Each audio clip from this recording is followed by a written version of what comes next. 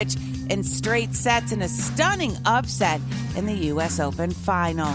I'm Ronza Moss. Stunning design, unmatched intelligence, and a compact ready-for-anything build. Sometimes exceptional's the rule. The 2021 Mercedes-Benz GLA. Member of the unrivaled SUV family. Learn more at MBUSA.com. We broadcast from the 651 Carpets, home of the Next Day Install Studios. FM 100.3 KFXN, Minneapolis, St. Paul. This is The Fan.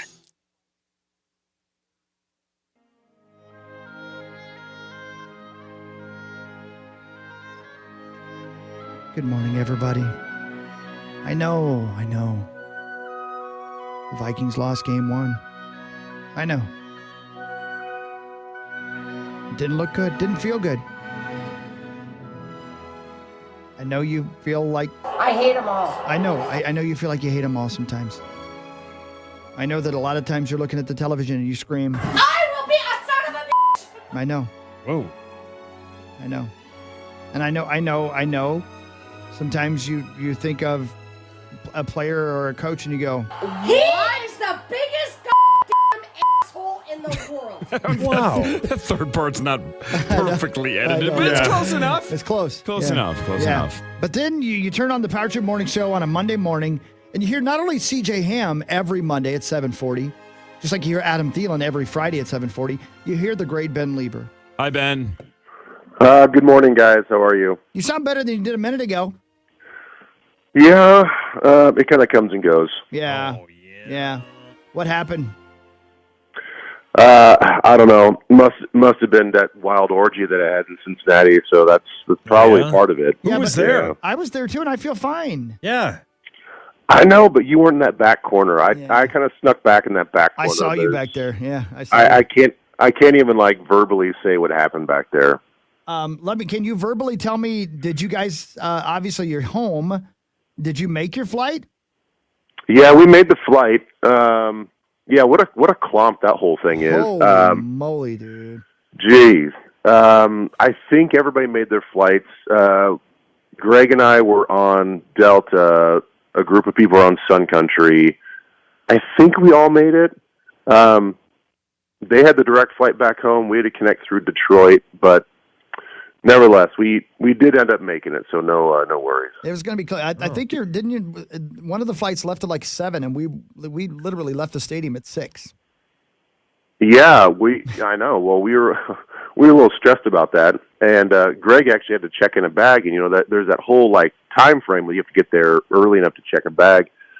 So he was stressed about that. When we pulled up to the airport at 6:20, I'm like, oh, I'm good. I'm good. I got clear. I got TSA pre-check. I was already at the gate in 8 minutes, so I was good. Hell yeah, man. Ben? Hi, Saucer. Hey, babe. Can I ask you a football question?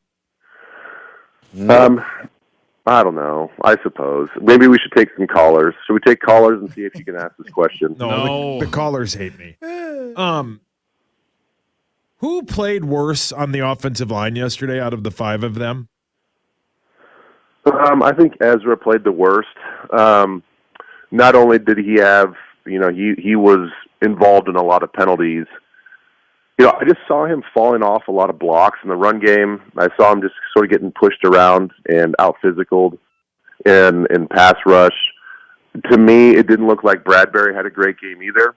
Same sort of critique that, a lot of running plays, he'd make initial contact, get some movement, and then ultimately his guy would end up, pushing off of him, making the tackle. So it's not like these guys are missing assignments. They're just not executing all the way through their blocks. And, I couldn't tell you, 100% why. I mean, sometimes it's just the defensive players they're good players too.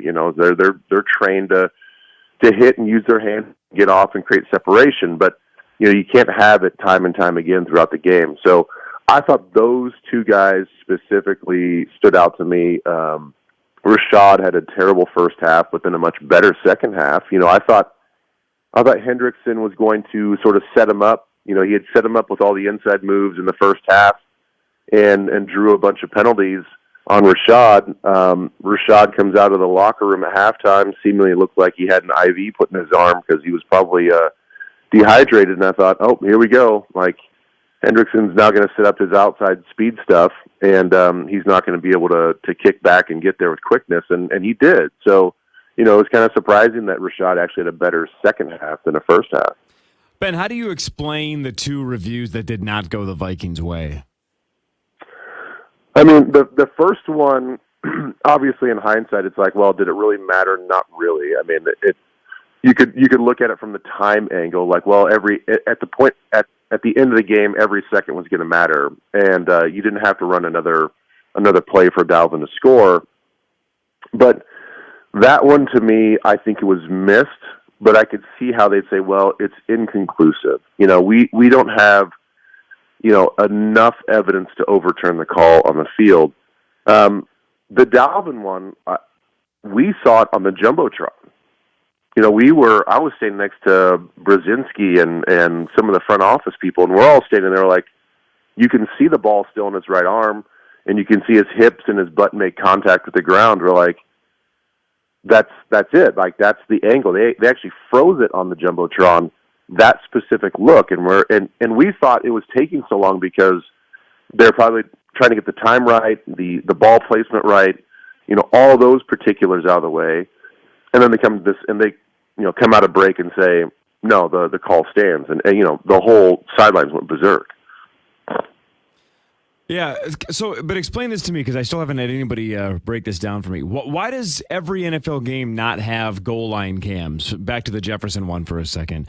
Because the 2 or 3 angles they showed on TV were both from, corner kind of angles, 30, 40-degree angles, where you had to guess whether or not the ball was over the line when his shins kind of hit the ground. How do they not, the NFL with multi-billion-dollar industry, how do you not have cameras on the goal line at all times? Well, it's a multi-billion-dollar company, Corey, but it's all just on how it looks on the books. I think they're struggling a little bit.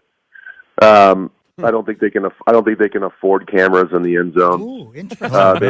They're probably just penny pension. Yeah.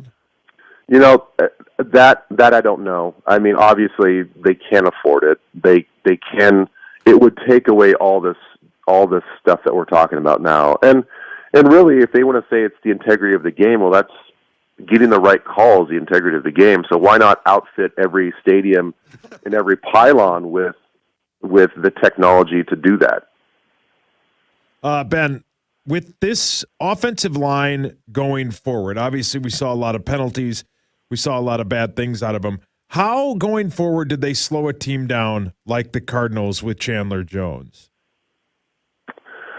Well, here's the curious thing that I noticed, and again, I'll go back and watch the tape to confirm it. But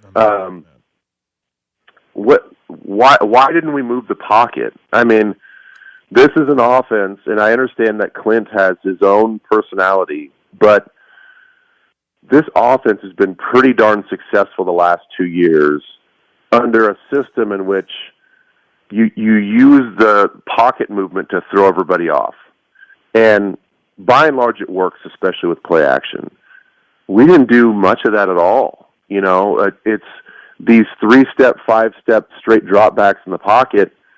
That's not our game. You didn't recruit free agents or draft guys in the draft. Now they're trying to change that, but they're not drop back style pass protectors. They are on the move, athletic guys. They need angles. They got to get guys from the side and push guys from the side. So I think if you look at Arizona, you have to get back to some sort of semblance of what we used to be, where you mix in more, wide play action, boot the quarterback out, get him outside the pocket. I mean, look at Stafford's first throw last night. It was play action, get him outside the pocket. Yeah, you cut off half the field, but you can still throw the ball deep, and you can still have a vertical game even off those movements. So that's what I'm hoping to see next week. Did Michael Pierce's 2 sacks and just the way he dominated the interior surprise you at all?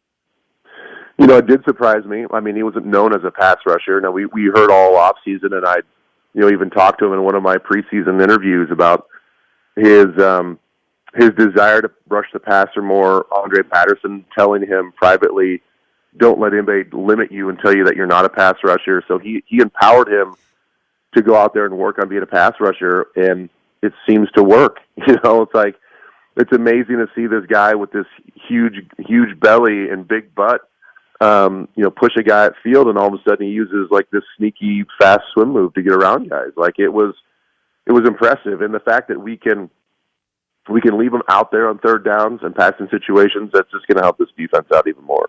Ben Leber is brought to you by Douglas and Todd and Mystic Lake Casino. So thank you, Ben, for calling in, even though you're not feeling 100%. Ben, I posited this to you during the first half of yesterday's game, and I'm not sure how you felt about it. I'm going to go ahead and go with it again because the players were asked this a couple of times yesterday in the various pressers in which you could actually hear. Do you chalk up any of the first half mistakes to a lack of play in the preseason? Yeah, I do. 100%. I think that you need to have guys out there for more than just 10 or 15 snaps in the first quarter. And, it's you want your team to be as tested as possible. And you can do that a little bit in practice, but those are controlled environments. And this team needed to be tested not only from a Kubiak play calling, but the whole offensive line needed to be out there to communicate certain things. I mean, there was a time, we had that one on-air hit where Kirk comes over the sidelines to the offensive line, and he's talking to Brian O'Neill and the four other guys, and he's saying something like, hey, when they had this front, what did you guys do? And Brian just kind of had this conversation, and O'Neill's like, well, we made this check. He's like, well, I can't hear you. And he's like, okay, well, did you make this check? He's like, yeah, I can't hear you. So they're making checks on the offensive line in which the quarterback needs to know, and they don't have the communication down to figure that out in a loud environment. Now, you can do that in practice. You can have fake crowd noise, but it's just different. It's just different being out there in a game. And I know the argument is like, well, it doesn't get that loud in a preseason game, but you just never know. Some of these crowds were loud on third downs and whatever. So the point is, you need to be tested. They failed the pre-test in the preseason, and it's the reason why a lot of us didn't feel very comfortable going to this game. And sadly for everybody, it came to fruition. But it's weird, right? Because last year, no preseason, and obviously some teams came out of the box hot last year. Some teams looked like they needed preseason. This year, we saw a whole bunch of coaches say, I'm not playing my starters, right? Aaron Rodgers looked like ass, right? The Packers didn't look like they were ready. Matt Stafford didn't play a snap in the preseason. He looked phenomenal. The Rams looked badass. So it worked for some teams. It didn't for others. That's why I think when we were arguing about this an hour ago, I think we're going to see coaches that remain with their team next year where it didn't work. They're going to make adjustments and try something else next year, right, with this new 3-game preseason format, because my guess is you don't want to try the same trick and expect different results. So I assume if Zimmer's still here, he'll try something slightly different next preseason. Yeah, I would think so too, and I would imagine they would have even more intense joint practices with some other team. And listen, I mean, Corey, you're a probability guy. I mean, what if you're going to err on the side of caution, or maybe err on the side of execution, I would rather take my chances with guys possibly getting hurt in the preseason. But then there's a higher probability that they're going to be ready for game one. And yes, there are guys that probably sat out all the preseason and played really well yesterday. But I'm going to guess if you add it all up, the guys and the teams that didn't play in their starters in the preseason for very long, they probably struggled. I mean, I would just think that you're going to have a higher probability of success in week one, the more quality and the number of reps that you get in the preseason. And that's just how I would approach it. Ben, obviously next week they got a high-flying act in the Cardinals with DeAndre Hopkins and Kyler Murray. How did you think the secondary played yesterday? Well, I thought they played okay. Obviously Breeland struggled a little bit, and then Chris Boyd struggled a little bit on the same exact routes that Breeland struggled with, and that's the concerning part. They got bit twice on these short inside pivot routes where the receiver will will, fake like he's coming inside maybe 4 or 5 yards and then stick his foot in the ground and then bust it back out to the outside. Now, they weren't huge gainers, but chalk that up to basically a double move. The vertical route that Chase got him on the touchdown, that was just a good change of tempo. I believe we had a zone blitz called on that. So, he was just, I don't know what Breeland was thinking. Like, he is a deep third of that field. He's got to be deeper than Chase on that. And he just got outran. So if they're going to get beat on double move type deals and vertical routes with speed, well, what does Arizona do best? I mean, they extend plays. All of a sudden, a non-double move becomes a double move because the quarterback now is breaking the pocket, and these guys just go down the field and they just turn on the jets. So if Breeland doesn't have the speed, the vertical speed to catch up, I think you're in trouble. One last thing for Ben Leber, and again, Douglas and Todd and Mystic Lake Casino bring you Ben Leber, who sadly is not with us today. He passed away. What? Yes. Thanks for calling from heaven, Ben, or wherever you're at. I'm just assuming. Ben's for sure in hell. Whoa. A lot of dads in hell. I'm so sorry. Hell is full of dads. Interesting. Ben, here's the thing. Last night on the trip home, on the team plane, I had so many warm cookies. Oh. And they brought her on the Dove Bar ice cream bars and I ate so many warm cookies just to make myself feel better. Give me a football fact from your economy class seat that would make me. No way. Mine was really, really economy. But anyway, tell me something that I could feel better about my Vikings this morning, so that going into Arizona doesn't feel like a lost cause. Well, I think our special teams played outstanding. Well, again, that sounds like a joke, but compared to what it's been as of late, that's a big deal, right? Yeah, that's a big deal. Look, and I know that it is just one kick, but I think everybody felt some sort of release of anxiety and tension when Greg Joseph made that kick. Jordan Berry had, I think maybe one kind of shoddy punt, but the rest were pretty darn good. Mm-hmm. I'm just kind of looking at the coverage aspect of everything. I thought those guys did a good job in coverage, and that's going to mean something if you're gonna start slow offensively out of the gate this season. Then field position is going to matter a lot. I thought Dalvin looked really good. Here's a guy that didn't play all the preseason, and how many times did you and I? Off air, we're like, damn, he's doing what only Dalvin can do. He's just kind of like sliding through the hole and picking up, 4, 5, 6 yards, or, taking a hit, breaking it, shaking it, and picking up some more yards. I thought he looked, just like we would expect him to look. Thielen looked good. I thought aspects of the passing game looked good and all that stuff. And so there are some bright spots. I thought Nick Vigil had a good game. Had a couple bad angles, maybe missed tackles, but when you look at him taking control of the defense, it's a hard thing to do, to walk in to a new organization, be the green dot linebacker, and go out there and make plays and command the whole defense. So I think there were some really good individual performances. Now that the team just has to play better. Ben, I lied. One more thing, because I thought of something we talked about a lot off the air during the game. Daniil's role in the offense right now, did it get better for you in the second? Because I know in the first half you felt maybe he was being asked to think too much and not play enough football. Did that change in the second half for you? No, it really didn't. I mean, I think they got away a little bit from more the true stand-up 3-4 look. I just feel like I don't think that Daniil can't do it as far as a stand-up outside linebacker, but I just don't think it plays to his strengths. He, out of a 2-point stance, he doesn't seem to have the same explosion. He doesn't seem to have the same reaction skills. He's a very tall guy, so to start in a 2-point stance and then take on a block, he's kind of already lost the leverage battle. And so I feel like for him, he's going to be much more comfortable just coming out of a 3-point stance, and that's how he ends up getting his sack in the second half. It wasn't out of a 2-point stance.